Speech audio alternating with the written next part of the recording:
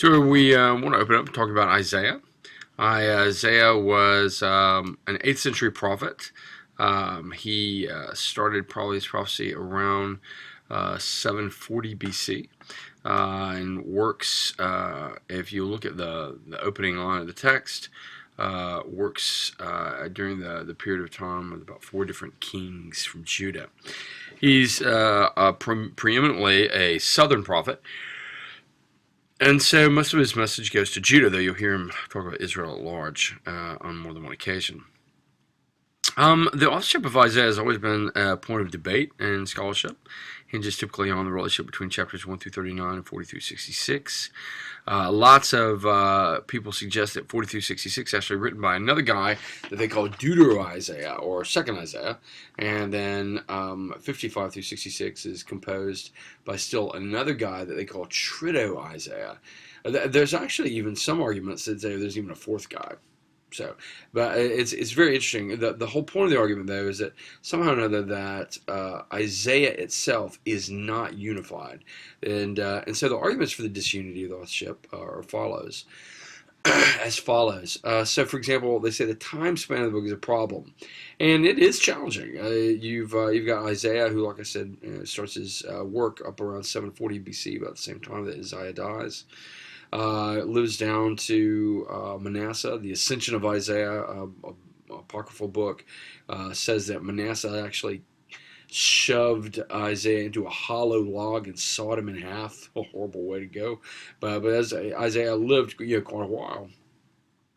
But most of chapters 40 through 66 seems to be exile, post-exile kind of literature. So considerably later than 690, since Israel didn't, or Judah didn't even go into exile until 586 BC.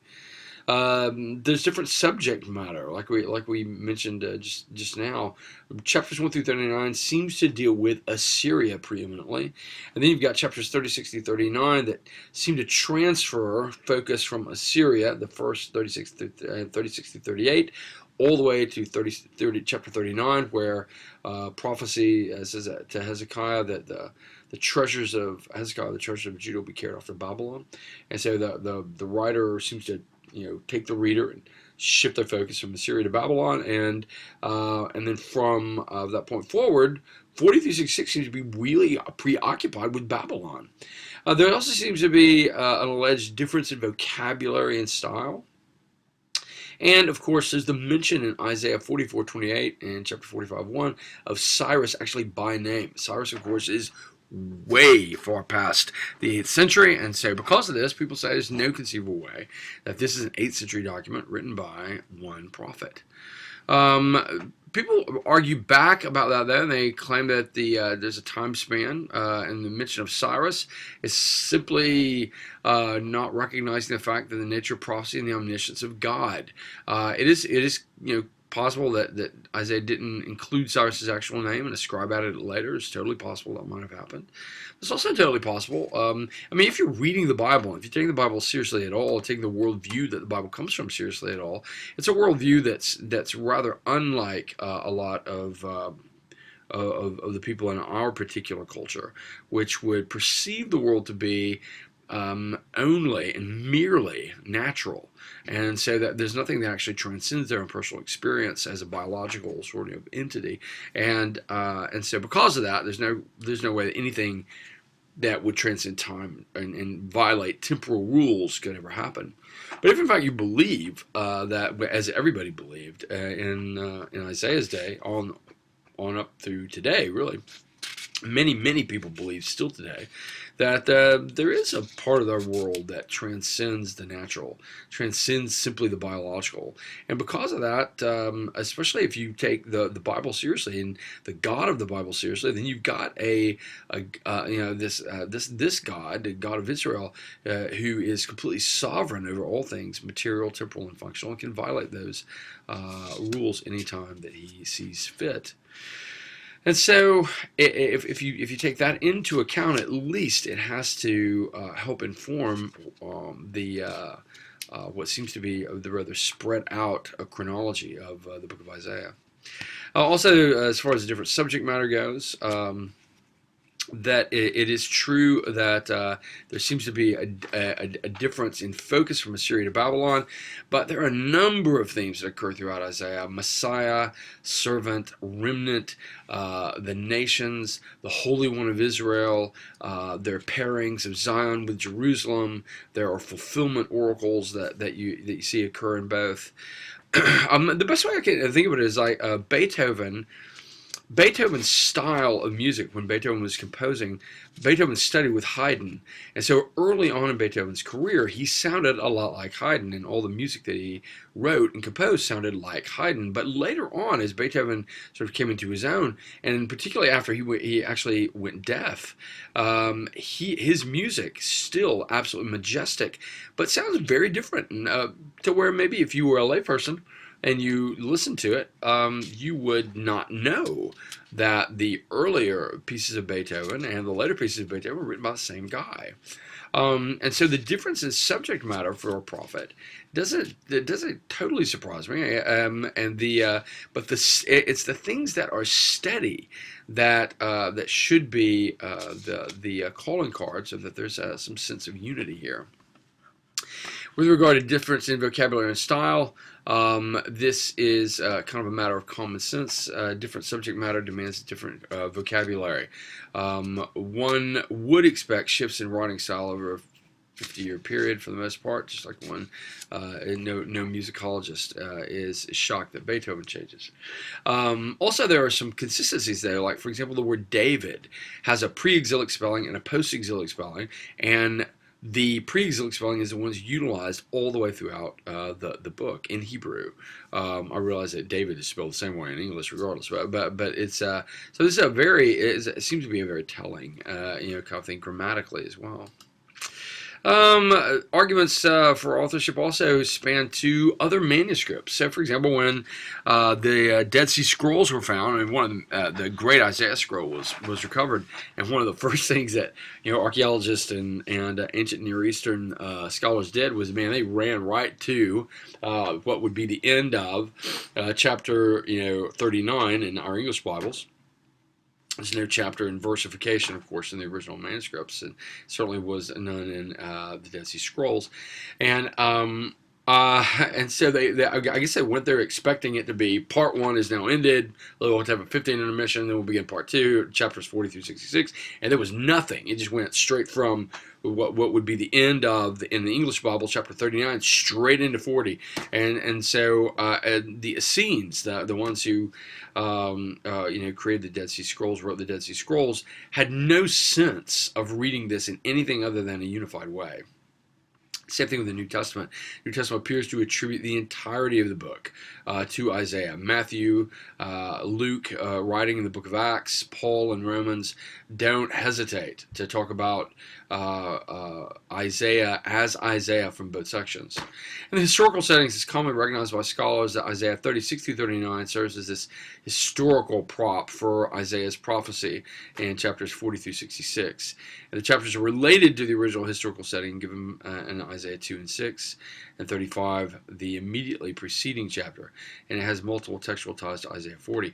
And I mentioned a while ago that I kind of think this is true, that you've got what the writer seems to be doing is intentionally shifting your attention from Assyria to Babylon. And you got to remember that these are, I think most of, like I said, it all depends, in a previous lecture, it really all depends on how you read the Bible, how you get this. Because if in fact you read the Bible as this big muffin platter full of divots, then what's happening in history doesn't really matter, but it really does matter. It really matters that Assyria and Babylon are involved with this. It really does matter that the writer wants to shift your gaze away, because history provides some sense of message. What's happening in culture provides the context and the meat, oftentimes, of what's being said. It is the reason that people say the things they do. It is the reason that people do the things they do, are the things that are actually happening in that particular time. And so this historical setting doesn't seem to necessitate disunity at all. The Isaiah seems to. I mean, I think there's a good argument that Isaiah is simply the author here, and I think there are a lot of other things too to be said about Isaiah being the author for this as well. Let's look at Isaiah a little bit. Isaiah's life, the man, the myth, the legend here. Isaiah had was a prophet in Judah's royal court. Not every prophet is kind of a professional prophet. Isaiah seems to be. His message was mainly to Judah. He prophesied to Israel and the nations, like I said earlier as well. His son's name sort of embodies the message, She'er Yashuv, which is a remnant shall return, which is that's back early in Isaiah. That's inside the first 7 chapters that you get She'er Yashuv's name, and yet it's a remnant shall return. They're not in exile yet. This is another great argument for the unity of the book, is that somehow this child's name anticipates exile, which is considerably, later, and it seems to indicate or preoccupy the writer in chapters 40 through 66. His other son's name is Maher-shalal al-Hashbaz, which is swift as the plunder, speedy as the prey, which once again highlights the attack in this particular case, the attack of the Assyrian army, which is repelled by Hezekiah, but is no less absolutely damaging, and leaves Hezekiah as a vassal of the Assyrian state. He worked from about 740 to 690 BC. Ahaz and Hezekiah were primary Judean kings. Ahaz did not listen to Isaiah. Hezekiah did listen for a while, but then just simply became listless concerning Isaiah. The northern kingdom collapsed in 722 BC. So while Isaiah is, Isaiah's 18 years or so into his work when the north collapses, Tiglath-Pileser of Assyria was dominating the area, and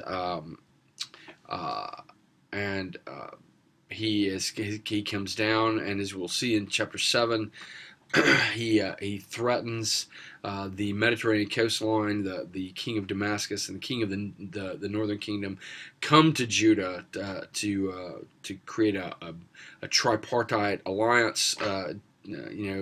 Deciding that they can fend off Assyria's advances with all three.